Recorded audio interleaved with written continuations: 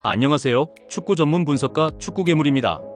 개인이 혼자 시간을 투자하고 분석을 한다는 것은 사실상 매우 어려우며 시간적 여유를 가지고 분석하기에는 제한적이라고 생각합니다. 매번 혼자 해도 잘 맞지 않는 분석이시라면 위 적중인증 대화 내용처럼 각종 정보를 통하여 제공하는 픽을 받아보시면서 수익에 한 걸음 더 나아갈 수 있게 해드리겠습니다. 8월 8일 K리그, J리그 축구 경기에 대한 분석을 시작하겠습니다. 도쿄베르디 포메이션은 3-4-3이며 소메노는 전방에서의 유연한 침투와 마무리 타이밍이 예리하다.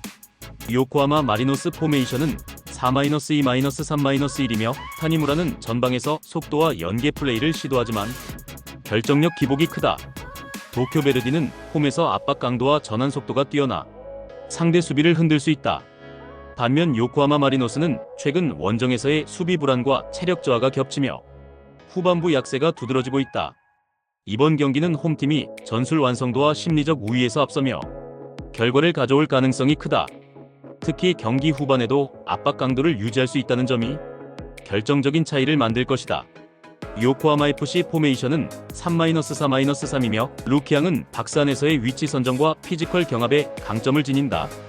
우라와 포메이션은 4-2-3-1이며 티아고 산타나는 전방에서 강한 버티기와 마무리 집중력을 겸비했다.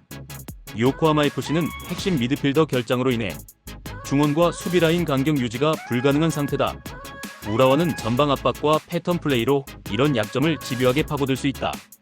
이번 경기는 원정팀이 안정적인 경기 운영과 후반 체력 우위를 통해 승부를 가져갈 가능성이 높다. 아키타 포메이션은 4-3-2이며 고마츠는 전방 압박과 연계에서 성실하게 움직이지만 결정적인 골 결정력은 다소 기복이 있다. 후지에다 포메이션은 3-4-3이며 디아만카는 전방에서 제공권과 마무리 모두를 갖춘 자원으로 박스 안에서의 존재감이 강하다. 아키타는 전술 전환 속도와 측면 커버의 한계를 드러내고 있으며 후반으로 갈수록 공간 붕괴가 두드러진다. 후지에다는 전방과 측면을 유기적으로 활용하며 디아만카를 중심으로 한 마무리 완성도가 높다. 특히 세컨드볼 장악과 측면 주도권 싸움에서 우위를 점하는 만큼 경기 후반부 흐름을 지배할 가능성이 높다. 결국 이 매치는 후지에다가 자신들의 전술 템포로 끌고 가는 순간 승부의 균형이 완전히 기울 수 있다. 나가사키 포메이션은 4-3-이며 후안마 델가도는 전방에서 끊임없이 움직이며 수비 뒷공간을 파고드는 움직임이 날카롭다. 사포로 포메이션은 4-3-2이며 시라이는 넓은 활동 반경으로 측면에서 볼 운반을 담당하지만 수비 복귀 속도는 다소 느린 편이다. 나가사키는 델가도를 축으로 한 빠른 측면 전개와 제수스의 전진 패스로 경기를 지배할 준비가 되어 있다. 사포로는 원정 불안과 후방 실수가 여전히 해결되지 않아 강한 압박을 받으면 쉽게 무너질 수 있다. 홈에서의 기세와 전술 응집력까지 더해진 이번 경기, 나가사키가 승리로 흐름을 이어갈 가능성이 높다. 결국 공격 템포에서 앞선 나가사키가 상대를 경기 내내 몰아붙이는 그림이 유력하다. 가와사키 포메이션은 4-2-3-1이며 고바야시는 전방에서 침투 타이밍과 마무리 집중력이 뛰어난 자원이다. 후쿠오카 포메이션은 3-3-이며 우수이는 제공권과 마무리 집중력을 겸비했지만 전방 지원이 원활하지 않다. 가와사키는 홈에서 전술 완성도와 압박 강도를 동시에 보여줄 수 있는 팀이다. 후쿠오카는 원정에서 수비 재정비가 느리고 압박을 당하면 전개가 끊기는 약점이 있다. 이번 경기는 홈팀이 안정적인 전술과 경기 운영으로 승리를 가져갈 가능성이 높다. 오미야 포메이션은 3-3-이며 토요가와는 전방에서 유연한 움직임과 침투 타이밍으로 기회를 만들어내지만 결정력에서는 기복이 있다. 제프 유나이티드 포메이션은 4-3-2이며 카를리뉴스는 제공권과 마무리 모두에서 꾸준히 위협을 가하는 스트라이커다.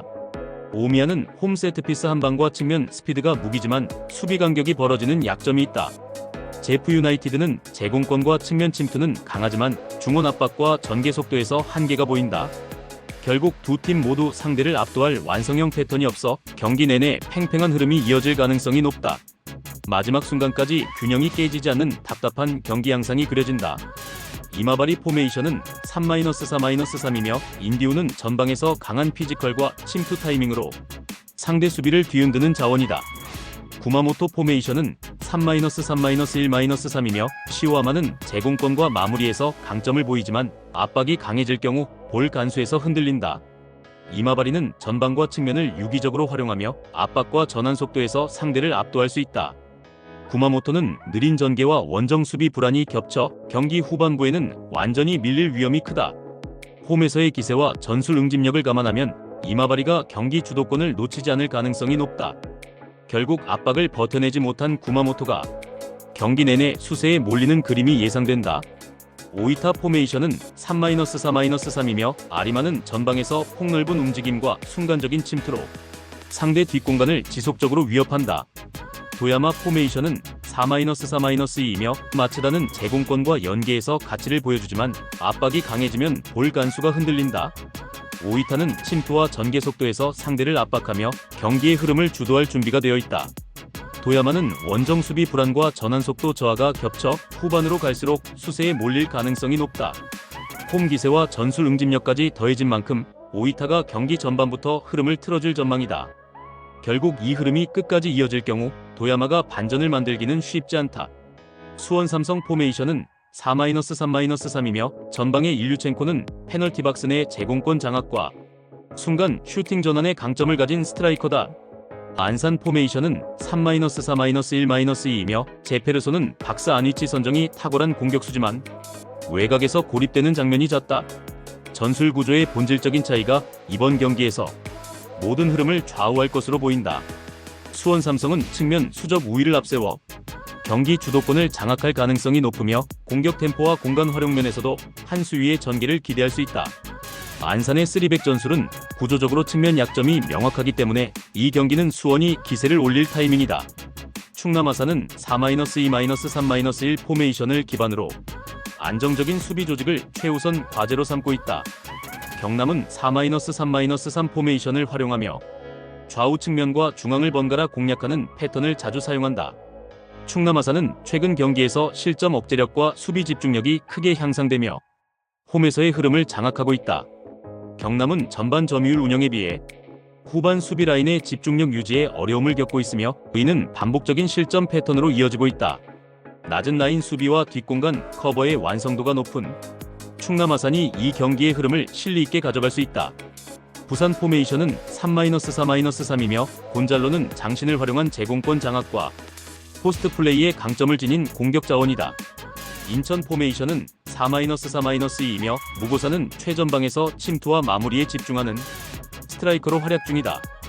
이번 경기는 전술 디테일보다 구조적인 피지컬 매치업에서 이미 승부의 윤곽이 그려지고 있다. 부산은 곤잘로 중심의 포스트 플레이 패턴을 날카롭게 구성하고 있으며 인천은 수비진의 평균 신장과 제공권 대응력이 떨어지는 약점을 노출 중이다. 타점 싸움에서 밀릴 경우 전술적 대응이 무의미해지는 흐름. 이 경기는 부산이 확실하게 틀을 잡고 밀어붙일 가능성이 높다. 울산 포메이션은 3-4-3이며 에릭 누빅 손보야니치가 전방 라인에서 공격 전개를 책임진다. 제주 포메이션은 4-3-3이며 유리 조나탄과 티아고가 전방에서 마무리와 연계를 모두 소화한다. 울산은 감독 교체 직후로 전술 적응 시간이 부족하고 윤종규 부상과 단조로운 공격 패턴이 약점으로 작용할 수 있다. 제주는 남태희와 중거리포를 장착한 이창민을 앞세워 울산의 수비 라인을 지속적으로 압박할 수 있다. 조직력과 체력 그리고 전술 완성도에서 앞서는 제주의 흐름이 경기 결과를 결정지을 가능성이 높다. 강원 포메이션은 4-3-2이며 가브리엘과 김대원이 전방과 측면에서 공격의 핵심 축을 담당한다. 김천 포메이션은 4-3-2이며 박상혁 이동경 김승섭이 중심이 되는 국내 선수 위주의 군인팀이다. 강원은 높이와 속도 그리고 결정력까지 3박자가 갖춰진 상태다. 김대원 모재현의 측면 돌파와 강투지의 세트피스 제공권은 김천 수비진에게 90분 내내 부담을 줄 것이다. 김천은 전술적인 대응보다 체력과 제공권 싸움에서 밀리며 경기 후반에는 더 큰 어려움을 겪을 수 있다.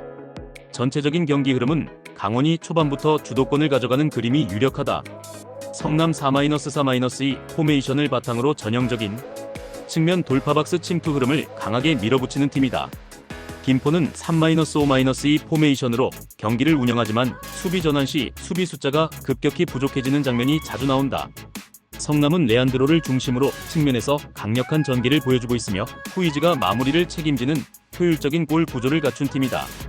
김포는 수비 숫자는 많지만 커버 범위와 복귀 속도, 전환 능력에서 현저히 밀리는 약점을 가지고 있다. 이 경기는 성남이 전체 흐름을 장악할 수 있는 전술적 우위를 갖고 있으며 결정적인 찬스 창출 면에서도 앞서 있다. 축구괴물 분석이 마음에 드셨다면 구독과 좋아요, 알림 설정해주시면 저에게 큰 힘이 됩니다.